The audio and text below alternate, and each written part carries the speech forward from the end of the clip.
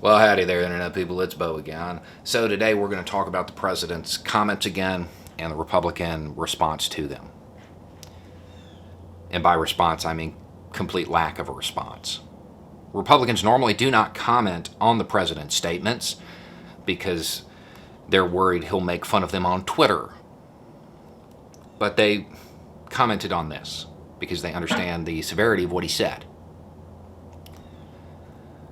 If you do not know, the President of the United States was asked very directly if he would commit to a peaceful transferal of power, and he wouldn't.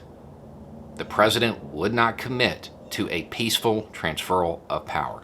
And the Republican response has been GOP leader in the House, McCarthy, saying, "Let me be clear, it'll be peaceful." And McConnell saying, "Oh, don't worry, whoever wins the election, they'll be inaugurated." That's cool. Fantastic, except you guys don't get to decide that. He does. Your man has to be held accountable for his words. And you're not doing that.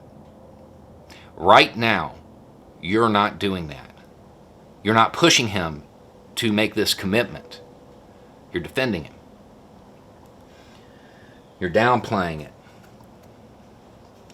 You will forgive me if I do not believe you will act when the time comes, if the time comes. Because right now you're refusing to act, and your biggest worry is an angry tweet. You're telling me that you're going to act when he hasn't taken violence off the table? Yeah, I don't believe that. Not at all. And I get it. You guys don't believe it. That's fine. That's fine.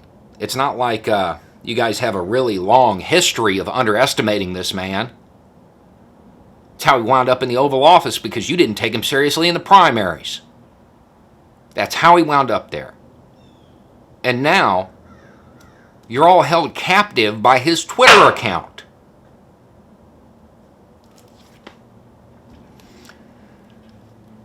The president needs to commit to this, and you need to make him. That's your job. Your job in the legislative branch is to act as a hedge against executive tyranny. That's why you exist. And you are failing in that obligation. The most interesting defense came from the senator from Nebraska who just said, well, the president says crazy stuff. I'm going to suggest that that's a reason he shouldn't be president. A man whose words can start a war. A man whose words can tank the economy. A man whose lack of words can take out 200,000 Americans. You guys had 4 years. You've never held him accountable for anything. Why would you expect the American people to believe you would do it when the chips are down? You won't. You're proving it now. The Republican Party has a moral obligation, a legal obligation, and an ethical obligation to put pressure on the president to make him commit to this. The names McCarthy and McConnell may go down in history, not in a favorable light, but as the people who enabled the run-up. You need to stop underestimating this man. Because just as he has held you captive, he can do it to the country. It is your obligation, your duty to stop it.